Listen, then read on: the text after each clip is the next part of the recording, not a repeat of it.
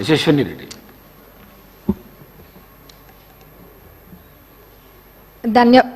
ధన్యవాదాలు అధ్యక్ష. మొదటిగా నాకు ఇక్కడ మాట్లాడడానికి అవకాశం ఇచ్చినందుకు మీకు, మరి నన్ను గెలిపించి శాసనసభకు పంపించినందుకు మా పాలకుర్తి ప్రజలందరికీ కూడా ధన్యవాదాలు అధ్యక్ష. గత 9 సంవత్సరాల నుంచి కూడా విద్యారంగం అనేది ఎంతో దారుణంగా తయారైంది అధ్యక్ష. అది నా పల్లబాట కార్యక్రమంలో ఊర్లన్నీ తిరుగుతుంటే ఆ స్కూల్స్ని చూస్తుంటే ఎంతో బాధేస్తుంది. ఎందుకంటే పిల్లలు ఎంత ఇబ్బంది ఉన్నా కానీ కొంతమంది పిల్లలు కింద కూర్చొని అసలు కనీసము మౌలిక వసతులు కూడా లేవు అధ్యక్ష. టాయిలెట్స్ అయితే అవి ఎంత దారుణంగా ఉన్నాయంటే అక్కడ పిల్లలు అవి ఎట్లా యూజ్ చేస్తుండ్రో అన్న చూస్తేనే చూసిన వాళ్ళకి బాధ అవుతుంది అధ్యక్ష. కొన్ని చోట్లనేమో అసలు టాయిలెట్సే లేవు, కొన్ని చోట్ల ఉంటే మెయింటెనెన్స్ లేదు, ఇంకొన్ని చోట్లనేమో అసలు ఎన్ని రిపేర్స్ ఉన్నాయంటే అధ్యక్ష అది పట్టించుకున్న నాదుడే లేడు అధ్యక్ష గత 10 సంవత్సరాలలో కూడా.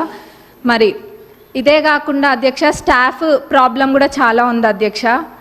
మరి ఇవన్నీ కూడా మరి గత 10 సంవత్సరాలు ఎడ్యుకేషన్ అంత వెనకాల ఎందుకు వేసిండ్రో అర్థం కావట్లేదు అధ్యక్ష.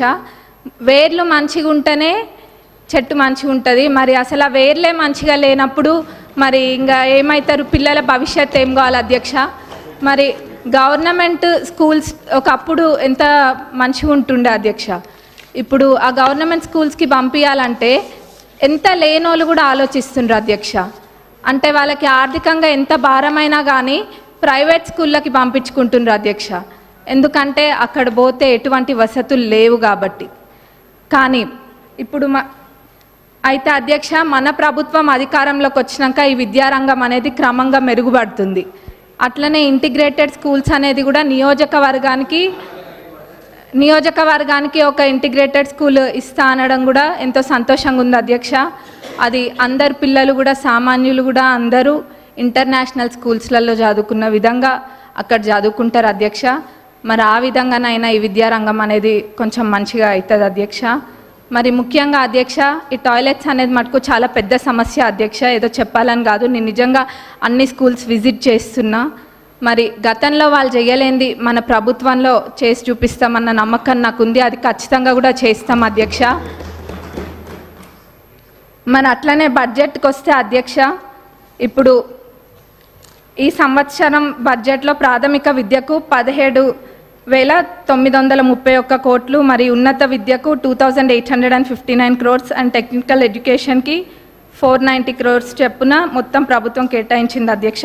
మరి మొత్తం కలిపి చూస్తే 21,000 కోట్ల పైన అధ్యక్ష. మరి దీన్ని బట్టే తెలుస్తుంది మన ప్రభుత్వము ఈ శాఖకి ఎంత ప్రాధాన్యత ఇస్తుందనేది.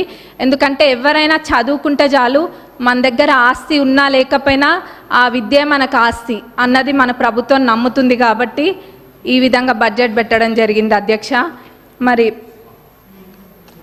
నేను ఇందాక అన్న విధంగా వాళ్ళు చేయండి తప్పకుండా మన ప్రభుత్వం చేసి చూపిస్తుంది.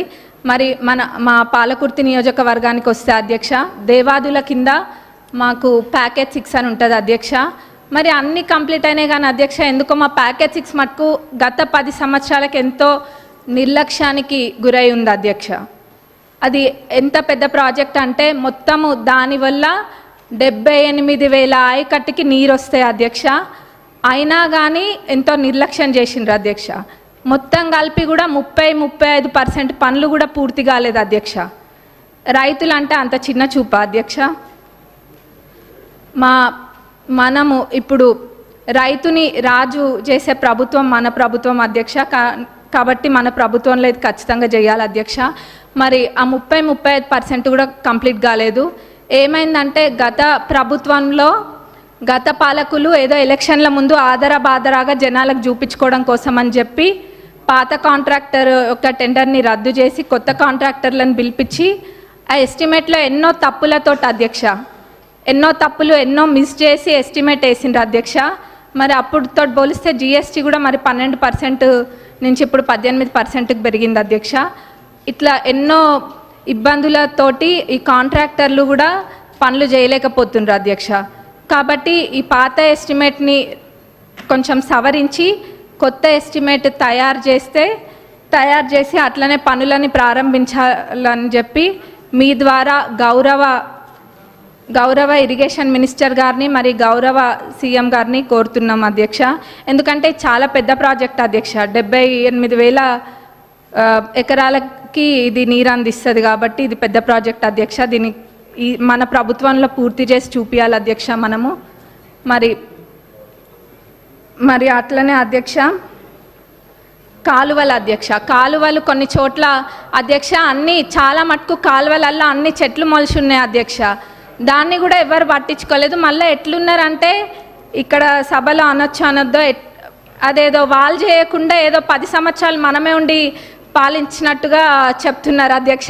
ఏమైంది కాలువల్లో అవి ఉన్నాయి ఇవి ఉన్నాయి అని మరి నవ్వాలో ఏడవాలో తెలియదు అధ్యక్ష.